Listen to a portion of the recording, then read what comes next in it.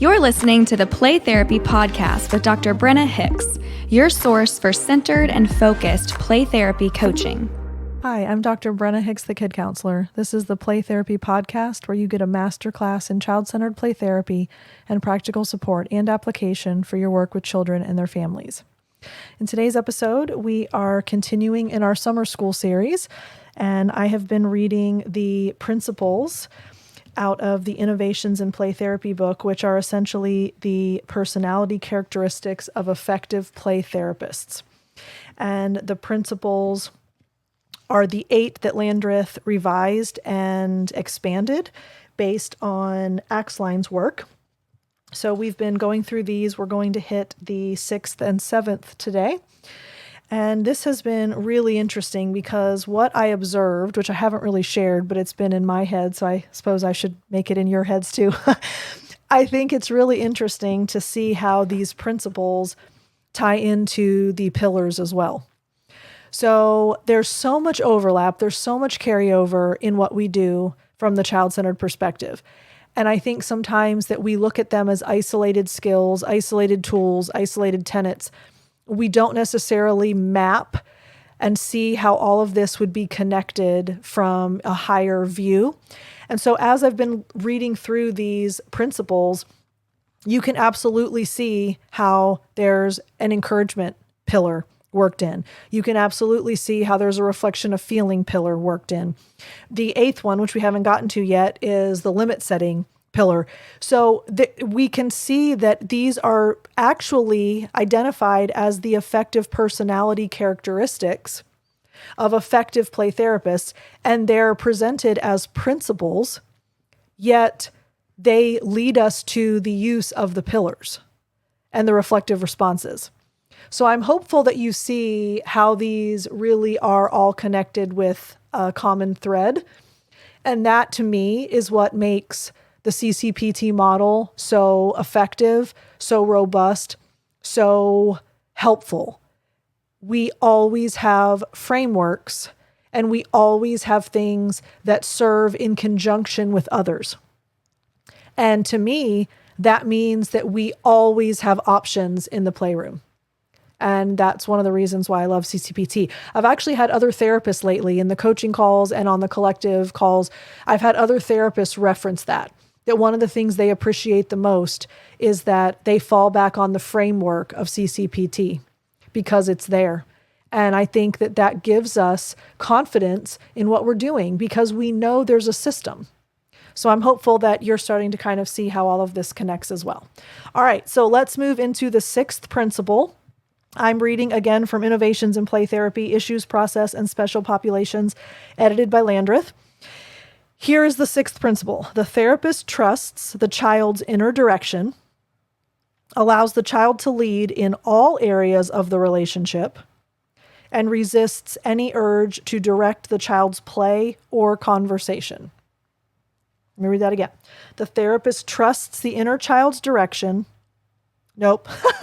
The therapist trusts the child's inner direction, allows the child to lead in all areas of the relationship, and resists any urge to direct the child's play or conversation. Okay, so that's the principle. Now let me read parts of the explanation here. The child-centered play therapist is convinced that children carry within themselves unique and exciting possibilities for growth, but this potential is only realized if growth takes place in a nurturing atmosphere, which we understand, right? We understand the power of the relationship that's formed between the child and the child therapist, and we also understand the power of the environment, which is the playroom, which is a very unique setting that the child is not allowed to be in any other capacity in their lives. So we believe that they carry within themselves unique and exciting possibilities for growth, but this potential is only realized if growth takes place in a nurturing atmosphere. Therefore, the therapist takes a hand-off stance and allows the child to lead the way within the confines of the playroom. The play therapist respects the child's ability to make his own decisions, conveying to the child that he is regarded as worthwhile and important. The therapist doesn't attempt to direct a child's actions or conversation, and no effort is made to control or change the child. All right, let me pause there. So how many times have we felt pressure from a caregiver, parent, or stakeholder to deviate from CCPT? Well, they said that all they do is play, and they said that they have not talked to you one bit about their aggression, and you need to bring up their aggression because they're going to get kicked out of school if they do something one more time. And the whole reason we brought them here is so that they didn't get kicked out of school, and they've not said one word to you about their aggression. And I told them that if they don't talk to you about it, they're not going to get to come play with you again.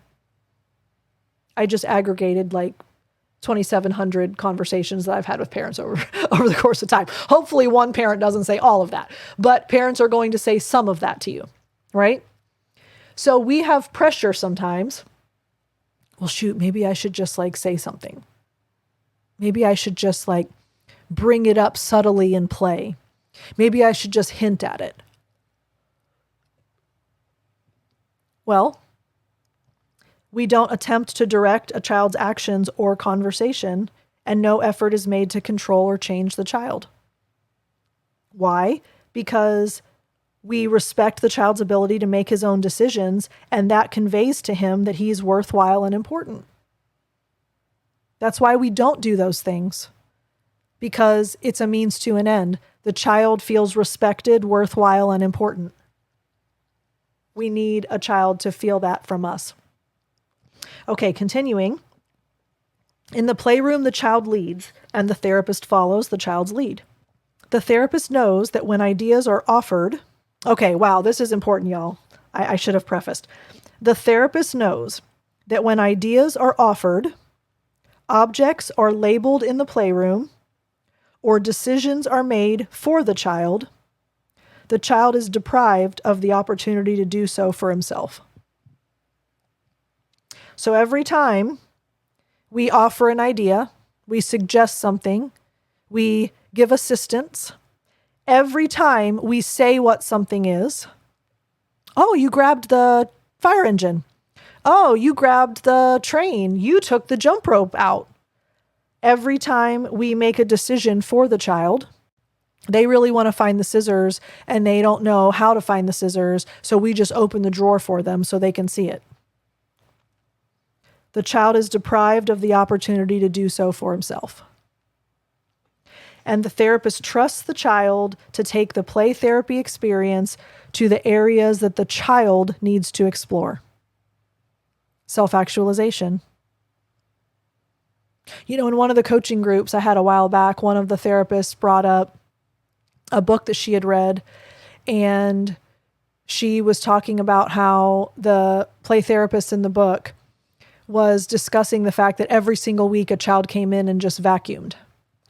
And he was having a really difficult time with assessing how that was therapeutically valuable and should there be some kind of intervention and what is possibly happening for the child. And, you know, vacuuming surely can't be doing much therapeutically for the child. And it was this whole process that the therapist, Jason is the author of the book, and he's going through this process of, I finally realized that that child really just needs and wants to vacuum. And if we trust that the child will take the play therapy experience to the areas the child needs to explore, then everything the child chooses to do is meaningful and significant. We're not going to change it.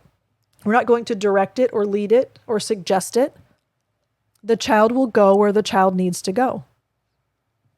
And then the last sentence, the therapist becomes a sounding board for the child's personality so the child can perceive himself as he is. Oh my gosh, I need to put that on a t-shirt or something. The therapist becomes a sounding board for the child's personality so the child can perceive himself as he is.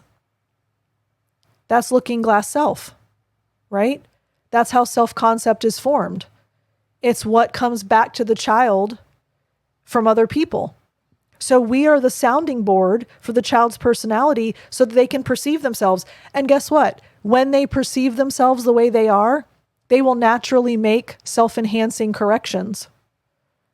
They will naturally do the work that they need to do, because when the sounding board puts back to them that they're maladaptively coping, or they are dysregulated, or they have some kind of dysfunction, they'll recognize it and work on it.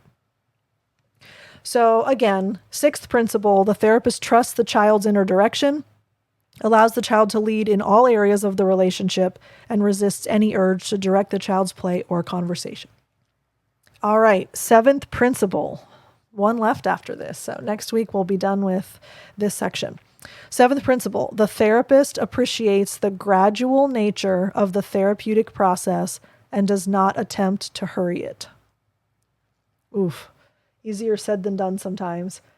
Man, when you have a kid that is so slowly moving and there's just this delay of phase shift and there's this delay of stage shift and parents aren't seeing anything and it's hard for you to even see anything, wouldn't it be so nice if we could just hurry things along a little bit?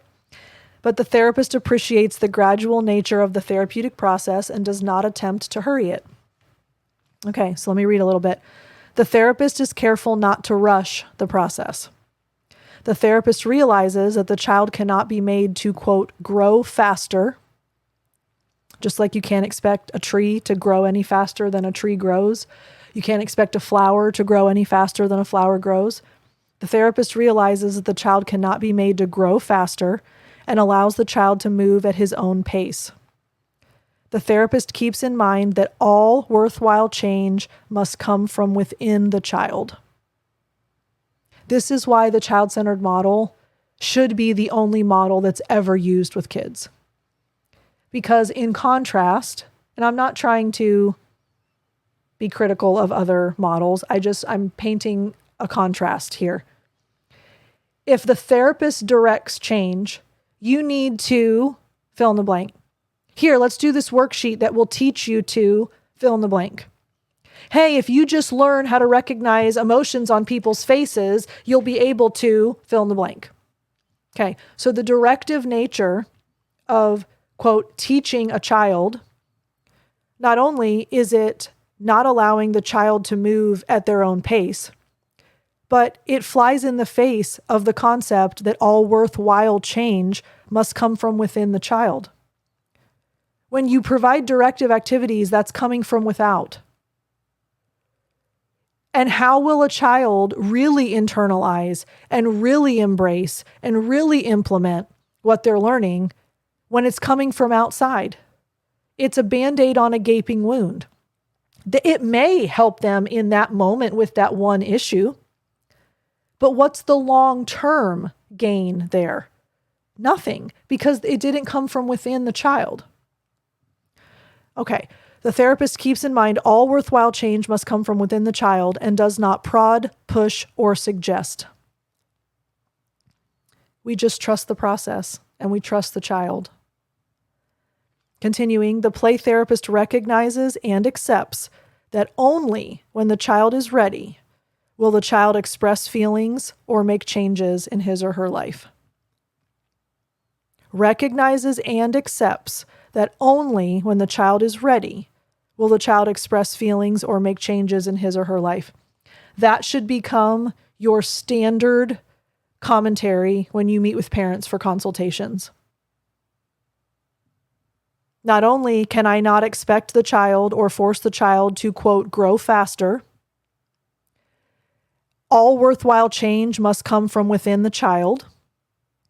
And finally, the child will only change and express feelings when the child is ready.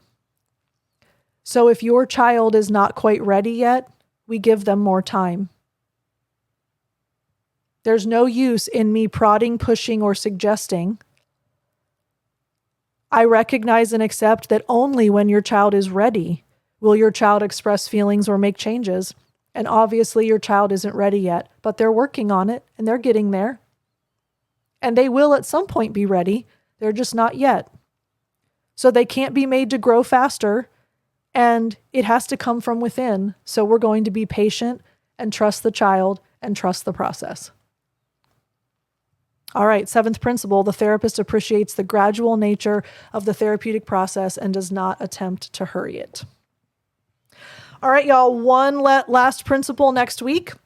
And then we're going to move into some other seminal works, other seminal texts, and we'll continue this summer school series throughout the rest of this summer. This has been so helpful. I've gotten a lot of feedback. I appreciate that you all are enjoying really diving into the origins of what we do and understanding it at a very classical level. So I think this has been a really cool thing for us to do together. So thanks for coming on the journey with me.